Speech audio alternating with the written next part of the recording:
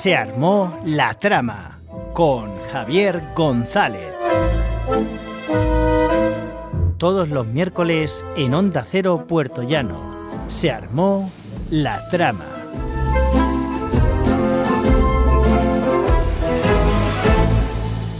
Esto es Se armó la trama, aquí, en Onda Cero. Yo soy Javier González y vamos a hablar de mundos salvajes, amores que no deberían existir y de historias que nacen porque alguien decide que tiene que contarlas, aunque nadie se las haya pedido. Porque hay autores que llegan poco a poco y luego están los que aparecen con dos registros completamente distintos y te dicen, mira, yo no he venido a hacer siempre lo mismo. Hoy en El Radar vamos a hablar precisamente de eso, de un autor que salta de la fantasía épica al romance histórico sin despeinarse. En los cotilleos tenemos crowdfunding, cómic y cómo se levantan proyectos desde cero. Y en las recomendaciones un viaje que va desde el meme literario al cosmere pasando por una ciencia ficción bastante incómoda. En El Radar, como os decía, tenemos un autor que a mí me parece bastante revolucionario porque no he visto a otros autores hacer algo parecido. Y es que John Bueno cabalga entre la épica salvaje y el amor peligroso.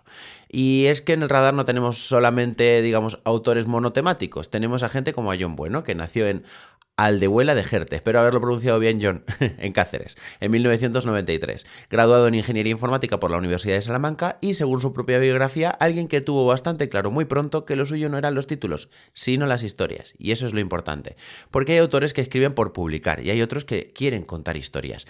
John Bueno parece estar en este segundo grupo, porque cuenta historias en novelas, relatos, cómics y en lo que sea. Y eso se nota cuando hay algo muy concreto en este autor, que es que no se casa con un solo género. Tenemos dos ejemplos claros. El primero se llama Extinción Salvaje, su primera novela. Es fantasía épica pura, primera parte de la saga Fieras. Y aquí entramos en un mundo dividido por clanes, donde la supervivencia no es una idea abstracta, es una rutina diaria. Terión, un territorio dominado por una paz frágil, porque la guerra es constante y las alianzas duran lo mismo que una promesa en mitad de una batalla. La protagonista es Luna, una joven marcada por su pasado que intenta encontrar su lugar en la sociedad, que no perdona la debilidad. Y aquí aparecen los clanes, los zorros con su astucia, los búhos con su sabiduría y los cazadores por pura brutalidad.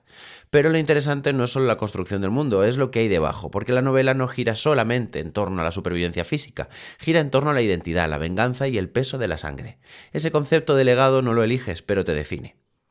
Y eso te acerca más a una fantasía emocional que a una fantasía de puro espectáculo. Comparativamente recuerda en ciertos momentos a La voz de las espadas de Abercrombie, pero con un enfoque más directo y menos cínico. Aquí no hay tanta ironía, hay más crudeza emocional. La propia presentación del libro lo deja claro, una historia intensa, oscura, adictiva, donde la extinción no es el final, es el comienzo. Mi lectura es que este tipo de fantasía funciona cuando el mundo no es lo importante, sino lo que ese mundo le hace a los personajes. Y aquí es donde parece que John entiende bastante bien lo que tiene que hacer. Pero tenemos otro libro más suyo para que podamos entender lo versátil que es este autor. Porque tenemos un giro dramático de los acontecimientos. Y es que John pasa de los clanes, la guerra y la supervivencia a un Londres victoriano. El título es Te odio, subtitulada como La reina del burdel de Londres. Una novela histórica con un romance que no tiene nada de cómodo. Aquí seguimos a Hugo Salamanca, un huérfano que aprende pronto que el mundo no es de los buenos, sino de los que se atreven. Llega a Londres con una nueva identidad y una ambición bastante clara, conquistar una ciudad donde el poder y los secretos van de la mano. Y ahí aparece Emma Remington, aristócrata, atrapada en un destino que no ha elegido. Y claro, lo inevitable, la atracción, el juego, ya sabemos cómo va esto. Pero no es una atracción romántica de postal, es una atracción peligrosa, de las que rompen normas sociales, de las que desafían familias, de las que te obligan a elegir. El libro trabaja algo muy interesante, el amor como conflicto, no como refugio. Comparativamente puede recordar en cierto momento a Los pilares de la tierra en su parte más emocional o incluso a las novelas de Eloy Moreno en cuanto a carga sentimental, pero con un enfoque más oscuro y menos complaciente.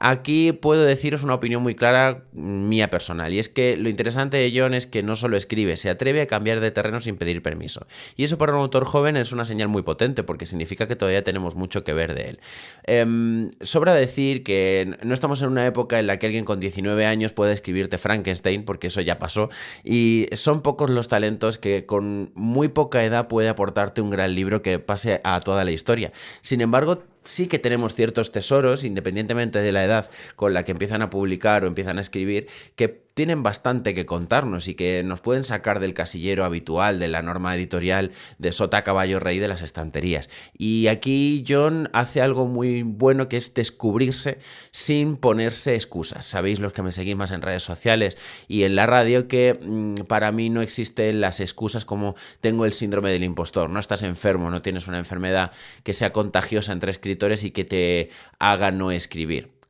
Creo que John ha entendido muy bien esta norma, o por lo menos si la tiene, no la traduce a la hora de leerle, y es que no se pone excusas para poder hacer lo que le dé la puñetera gana.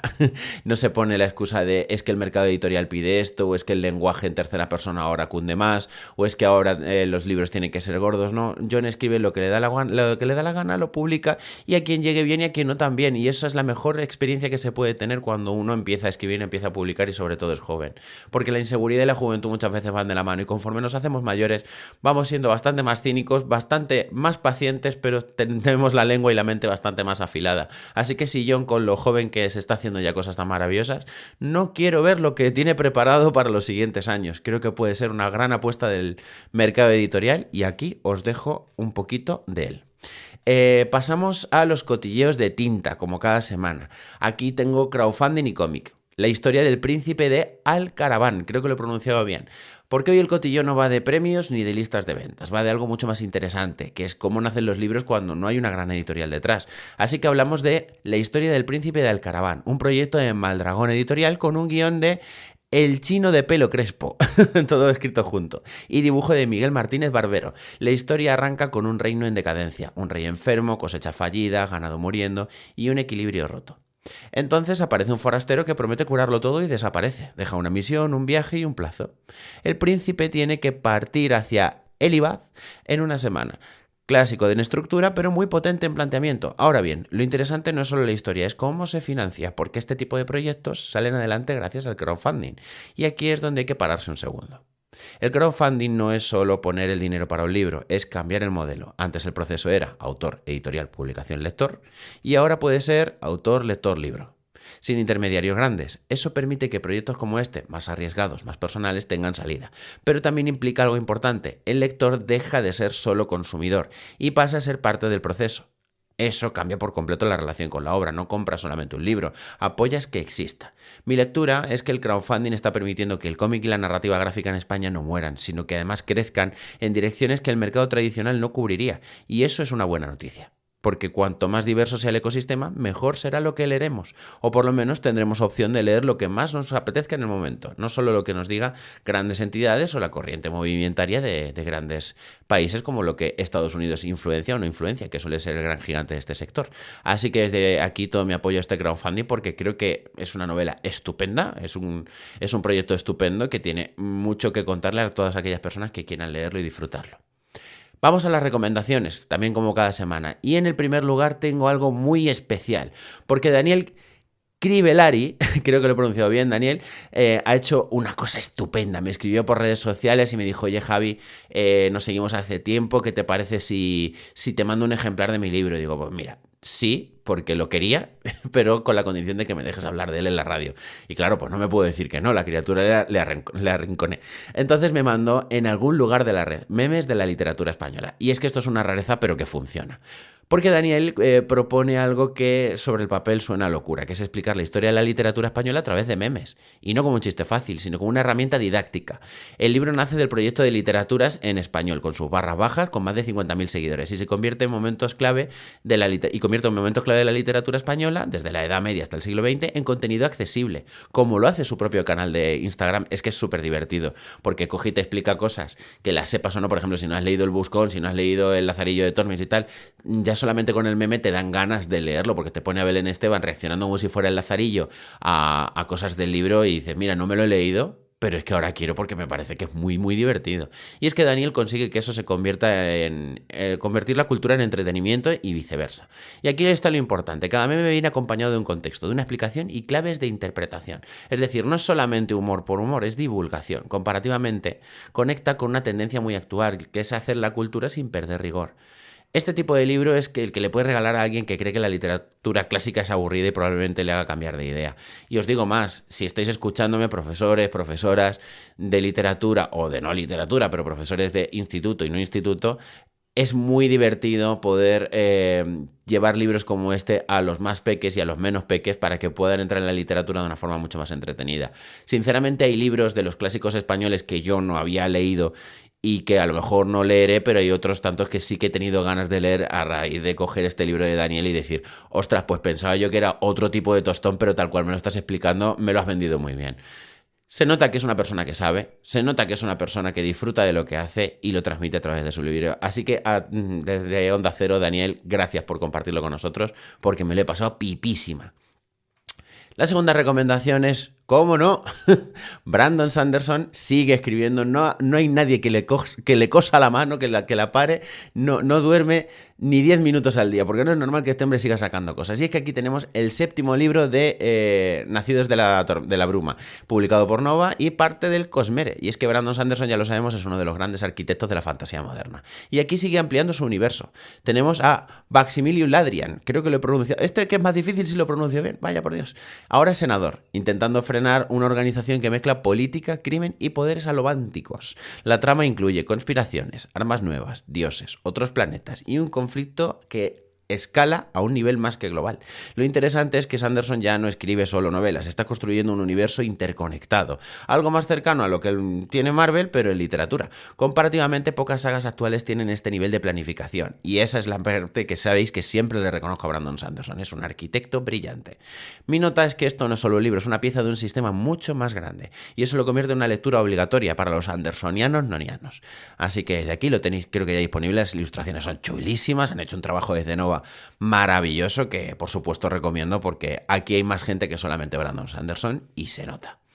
La tercera recomendación, tengo algo de Transbordador, que es una editorial a la que le tengo muchísimo cariño y que además me lo devuelve en forma de libros tan maravillosos como este. Andrillo está escrito por Francisco Guerrero y es que quería cerrar con ciencia ficción, que hacía algo de tiempo que no hablábamos de una ciencia ficción como esta. Francisco Guerrero es periodista y escritor, nos lleva a un futuro donde existen los andrilos, seres biosimilares creados para trabajar, explotados y descartados. La historia sigue a uno de ellos, sin nombre, que tras décadas como agente de la policía moral recibe una recompensa, retirarse en la Tierra. Spoiler, no va a ser sencillo, porque empieza a sospechar que sigue siendo una pieza dentro de un sistema, y aquí entra el tema central: identidad, libertad y manipulación.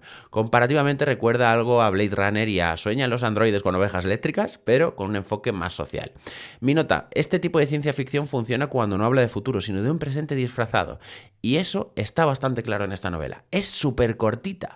No voy a deciros que me la leí en una tarde porque no voy aquí de guau, leo 55 libros al día, pero sí que es verdad que en una tarde y en una mañana, es que no sé cuántas páginas tiene, 150 más o menos, nada, es súper asequible para toda persona que diga, pues mira, me acabo de terminar uno de 1000 páginas, vengo de este mundo de estar empapado en no sé qué y necesito algo que sea bueno pero que sea cortito para hacer una especie de una travesía entre un libro y otro. Este libro es increíble para eso, pero es que además sienta como un universo, como crea un mundo del que quiero saber más. Creo que se puede sacar mucho más provecho a todo eso. Creo que con el futuro podríamos hablar de que hay un world building de Francisco Guerrero que es maravilloso dentro de la ciencia ficción española. Yo le animo a eso, si me estás escuchando, Francisco, de verdad que creo que tienes mucho que aportarnos dentro de tu lore, como se dice ahora. Para cerrar el programa tenemos una frase de cierre de Maya Angelou y es: no hay mayor agonía que llevar una historia no contada dentro de ti. Y con eso cerramos, un programa que ha ido de fantasía épica del Londres victoriano, pasando por el crowdfunding, a los memes literarios y a la ciencia ficción, porque al final todo va de lo mismo, de contar historias, aunque no haya nadie para escucharlas. Espero que vosotros sí me hayáis escuchado, y si no, nos vamos a escuchar igualmente la semana que viene, aquí, en Se Armó la Trama, en Onda Cero.